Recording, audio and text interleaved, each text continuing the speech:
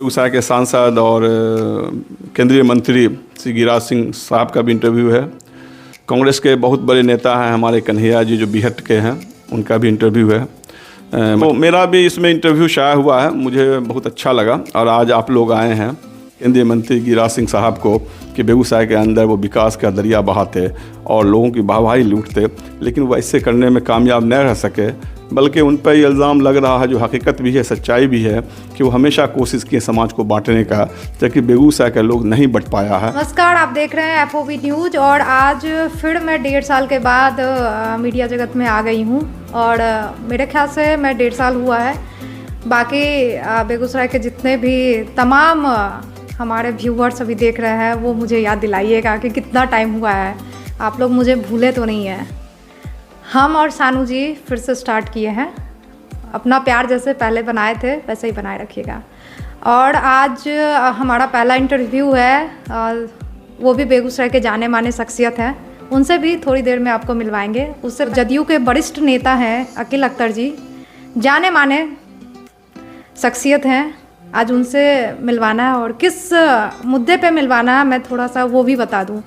ये बुक है, इसमें हमारे ऑल इंडिया के जो टोटल 100 पॉलिटिशियन हैं जो एकदम जाने माने हैं, उनका इंटरव्यू इसके अंदर है। और पहला तो हमारे कन्हैया जी हैं बिहट के, साथ ही गिरिराज जी हैं, और साथ ही हमारे राजकुमार जी विधायक जी भी हैं। और इसी में बहुत सारे जाने माने शख्सियत हैं, सबका नाम लेना तो संभव नहीं हो पाएगा, बट मैं कैमरामैन से रिक्वेस्ट करूंगी कि इस पे आपको फोकस कर दे, आप इसे देख लीजिए। और आप लोग जानते ही होंगे कहीं ना कहीं। और साथ ही इसमें जो हमारे जदयू के वरिष्ठ नेता हैं अकील अख्तर जी, उनका भी इंटरव्यू आया है। इसी मुद्दे पे मैं उनसे बात करने के लिए आज आई हूँ। नमस्कार, आपका स्वागत है हमारे FOB न्यूज़ में। आपका और आपकी पूरी टीम का दिल की गहराई से मैं खैर मकदम करता हूँ, अभिनंदन करता हूँ। दूसरा मत के जो मुख्य संपादक है यार आज़ाद साहब, उन्होंने एक बुक पब्लिश किया जिसका चर्चा अभी आप कर रही थी, सामना, जिसमें हिंदुस्तान के जाने माने शख्सियतों का भी इंटरव्यू है। मैं भी अपने आप को खुशनसीब समझता हूँ कि उसमें मेरा भी इंटरव्यू शाया हुआ है, पब्लिश हुआ है। इसमें बड़े लोगों में जो नाम मुख्य रूप से नाम आया है, उसमें रघुवंश प्रसाद सिंह जो पूर्व केंद्रीय मंत्री भारत सरकार थे, बिहार के पूर्व मुख्यमंत्री जगन्नाथ मिश्रा साहब का इंटरव्यू है, भारत सरकार के पूर्व केंद्रीय मंत्री यशवंत सिन्हा साहब का भी इसमें इंटरव्यू है। इसमें हमारे वर्तमान बेगूसराय के सांसद और केंद्रीय मंत्री श्री गिरिराज सिंह साहब का भी इंटरव्यू है। कांग्रेस के बहुत बड़े नेता हैं हमारे कन्हैया जी जो बिहट के हैं, उनका भी इंटरव्यू है। मटिहानी के माननीय विधायक श्री राजकुमार सिंह साहब का भी है, और बहुत सारे जाने माने लोग हैं। तो मेरा भी इसमें इंटरव्यू शाया हुआ है, मुझे बहुत अच्छा लगा। और आज आप लोग आए हैं तो मैं आपका भी और AR आज़ाद साहब के भी पूरी टीम का और दूसरा मत के मुख्य संपादक का भी मैं दिल की गहराई से शुक्रिया अदा करता हूँ। इस बुक में बहुत जाने माने शख्सियत का नाम आया है और साथ में इंटरव्यू भी है उनका, उसी में अकील अख्तर जी का भी आया है। तो हमारी टीम की तरफ से इन्हें बहुत बधाई हो कि इनका भी नाम इस 100 शख्सियत में एक इनका भी है। और साथ ही इनसे पूछते हैं कि इन्हें कैसा लग रहा है। सर, आपको कैसा लग रहा है?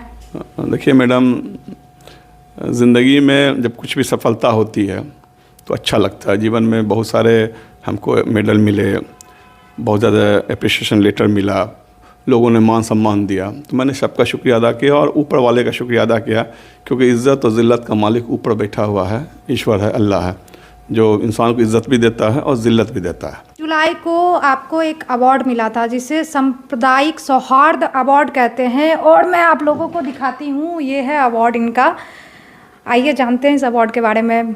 और इस अवार्ड के लिए भी हमारे तरफ से आपको अग्रिम बधाई हो। और साथ ही ये अवार्ड पाके आपको कैसा फील हुआ था? देखिए, पहली मर्तबा आचार्य हाशमी अवार्ड का आयोजन पटना में किया गया, CP ठाकुर के ज़रिए हाथों से मिला। इसके लिए मैं CP ठाकुर साहब का भी, उनकी तमाम लोग जो उनके साथ थे उनका, और दूसरा मत के मुख्य संपादक AR आज़ाद साहब का भी दिल की गहराई से मैं बधाई देता हूँ। सामाजिक सौहार्द के क्षेत्र में बिहार से सिर्फ एक नाम आया, उसमें बेगूसराय से मेरा नाम गया, ये हमारे लिए भी गौरव की बात है और हमारे जिला वासियों के लिए भी गर्व और फ़ख्र की बात है। और हमेशा मेरी ज़िंदगी का मकसद है कि समाज में सौहार्द कायम रहे, भाईचारा कायम रहे, समाज के अंदर सभी को बढ़ने फलने फूलने का मौका मिले। समाज को जो तत्व बांटना चाहते हैं उसकी नीयत को हम लोग बांटने की नीयत को हम लोग ख़त्म कर सके और समाज को किसी भी कीमत पर हम बंटने नहीं दे। यही हमारी ज़िंदगी का भी लक्ष्य है और यह लक्ष्य हमेशा हमारी ज़िंदगी में रहेगा। बिहार और बेगूसराय की जो मौजूदा सियासत है, आप उसे किस तरह देख रहे हैं और किस रूप में देख रहे हैं? देखिए, सबसे पहले बात है कि बिहार की जो सियासत है, जो मौजूदा जिनके हाथ में बिहार का बागडोर है, बहुत ही बेहतर इंसान के हाथ में है। बिहार का दिशा और दशा बदलने वाले ये दिन रात काम कर रहे हैं, अथक प्रयास कर रहे हैं और वो समाज के हर वर्ग की नुमाइंदगी करते हुए बिहार के विकास में जो अग्रणी भूमिका निभा रहे हैं।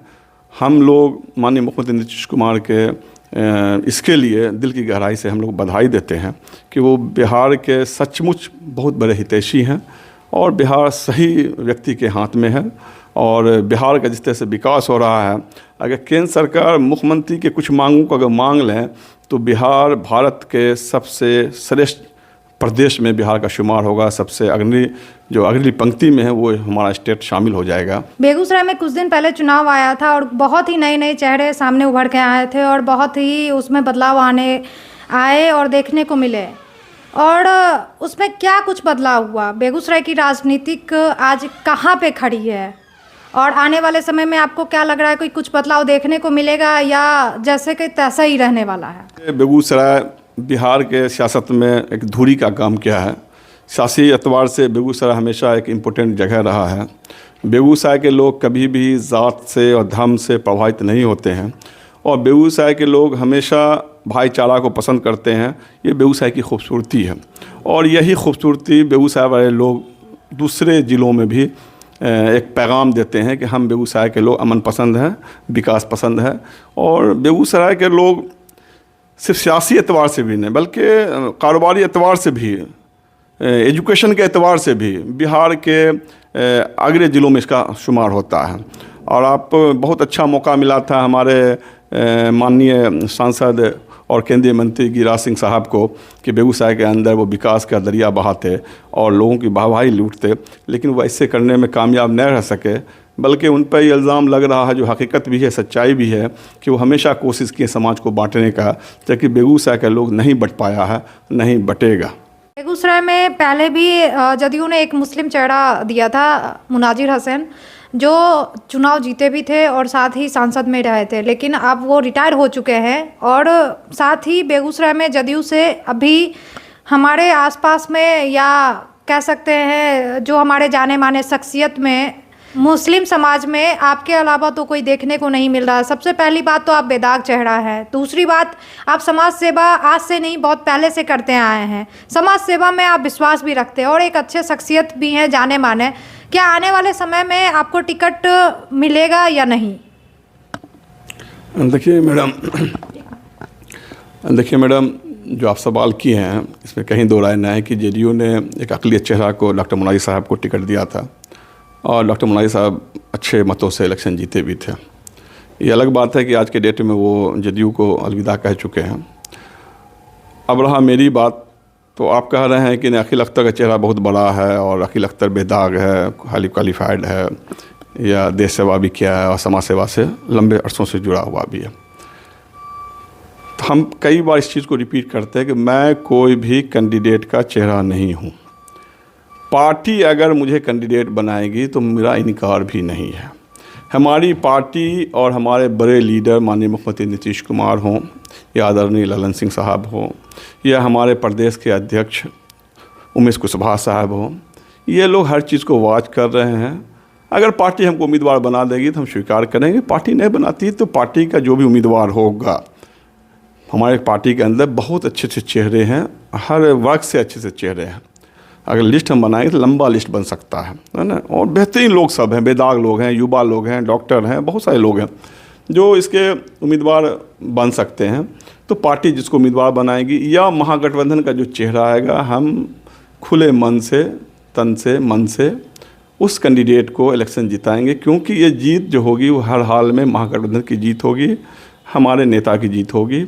इस बात का मैं आश्वासन देता हूँ पार्टी को भी और महागठबंधन को भी।